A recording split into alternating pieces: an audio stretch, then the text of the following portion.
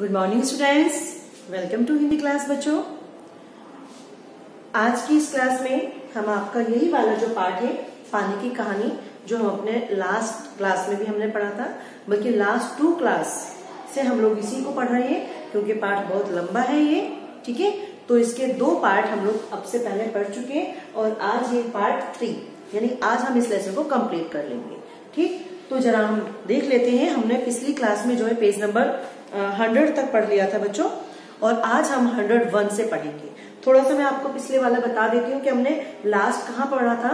हमने लास्ट में बेटा वो पढ़ा था कि जब बूंद जो है समुद्र के अंदर चली जाती है, गहराई तक चली जाती है, हाँ, और वो ऊपर नहीं आ पाती है, फिर तब वो सोचते हैं कि यहीं पे पढ़े रहे, कुछ साथी सोचते हैं यहीं रहे, लेकिन कुछ जो है युवा साथी जो है वो सोचते हैं नहीं, बाहर निकल जाए और बाहर निकलकर हम दुनिया को देखेंगे।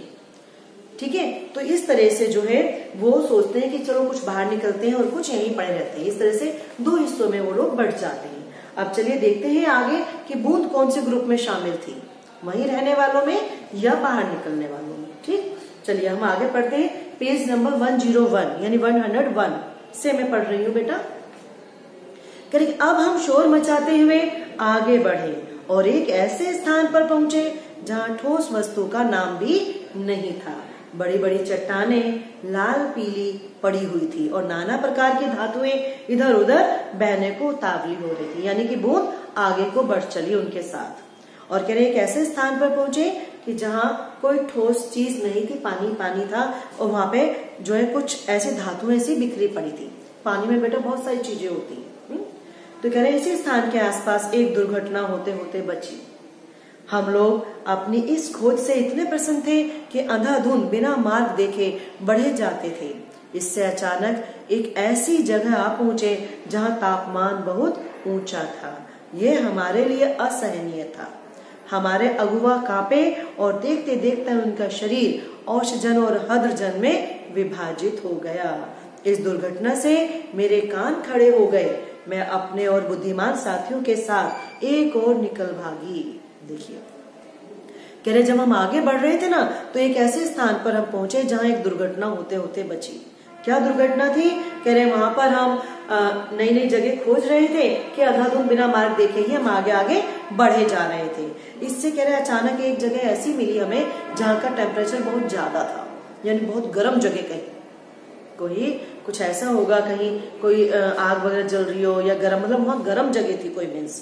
तो कह रहे वहां पर जो है हमारा शरीर जो है वो ऑक्सीजन और अदरजन यानी ऑक्सीजन हाइड्रोजन में हम कन्वर्ट हो गए, बदल गए, यानी वहां पे गैसें बन गए, हम बिल्कुल सूख गए। लेकिन जो आगे वाले थे इनसे, बूंद कह रही है कि मैं थोड़ा समझदार निकली थी मैं, और मैंने क्या कहा कि अपने जो बुद्धिमान साथी थे मेरे, जो मेरे और साथी थे बुद्धिमान, तो उन साथियों के साथ में एक तरफ को भाग निकली। क्या हुआ बच्चों कि मैं जो ना वो एक तरफ को भाग गई, मैं वहां पर नहीं रुकी, मीन्स वहां से एक तरफ को निकलकर भाग गई। और कह रहे हम सब लोग एक ऐसे स्थान पर पहुंचे कि जहां पृथ्वी का गर्भ रह रहकर हिल रहा था, यानी कोई भूचाल कंपन आ रहा था। एक बड़े जोर का धड़ाका हुआ, हम बड़ी तेजी से बाहर फेंक दिए गए। कह रहे इस दुर्घटना से हम चौंक पड़े, है ना, और पीछे देखने लगे कि क्या हुआ ये हालत। और उसी समय जो है बेटा धरती जो है वह फट गई और उसमें धुआं, रेत, पिघली धातुएं और लपटें निकल रही थी। धातुएं उसमें निकल रही थी उसमें से। ठीक है, कह रहे मैं समझ गई कि तुम ज्वालामुखी के मुंह में हो। बूंद कह रही कि मैं समझ गई कि यहाँ पर कोई ज्वालामुखी है और तभी इतना यहाँ पे गर्म था, हाइड्रोजन थी, यहाँ पर गैस थी और बहुत ज्यादा गर्म ये जगह थी। और मैं समझ गई कि हम जो है ज्वालामुखी की बात कर रहे हैं। लेखक भी समझ गया कि हम यहाँ ज्वालामुखी की ये बात कर रहे हैं। हाँ, तुम लोग उसे ज्वालामुखी कहते हो। बूंद ने कहा हाँ, तुम लोग उसे ज्वालामुखी कह सकते हो। जब जब ऊपर पहुंचे तो हमें एक और भाप का बड़ा दल मिला। हम गरज कर आपस में मिले और आगे बढ़े। कह रहे पुरानी सहेली आंधी के भी हमें यहाँ दर्शन हुए। वह हमें पीठ पर लादे इधर उधर लेकर उड़ती रही, यानी कि जहां ज्वालामुखी के आसपास गए तो कह रहे वो बहुत गर्म जगह थी बच्चों। कह रहे उसी समय वहां आंधी चल गई। आंधी को उन्होंने अपनी सहेली कहा है।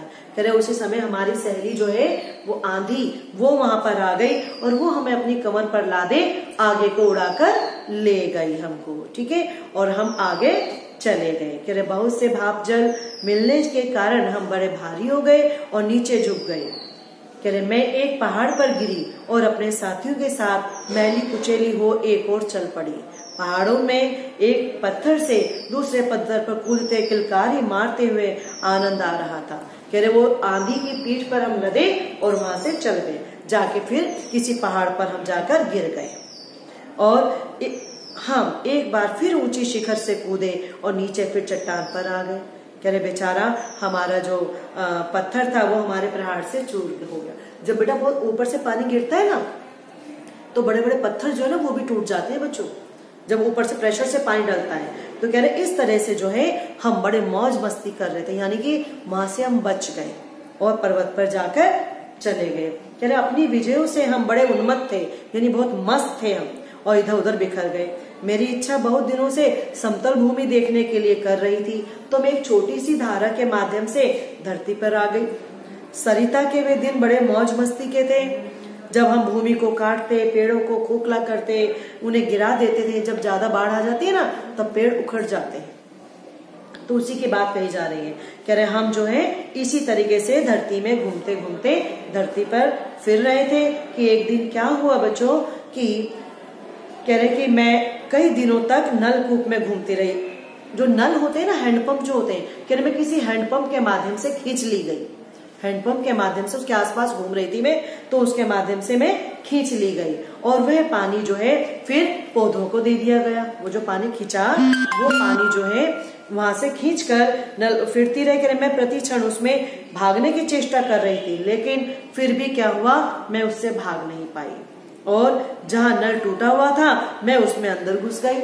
और जब घुस गई तो बेटा नल की वजह से, वो नल के चलाने की वजह से वो नल में खींच ली गई और पृथ्वी में समा गई। अंदर अंदर घूमते घूमते कह रही मैंने सोचा शायद अब भी निकल जाऊंगी, मैं बच जाऊंगी।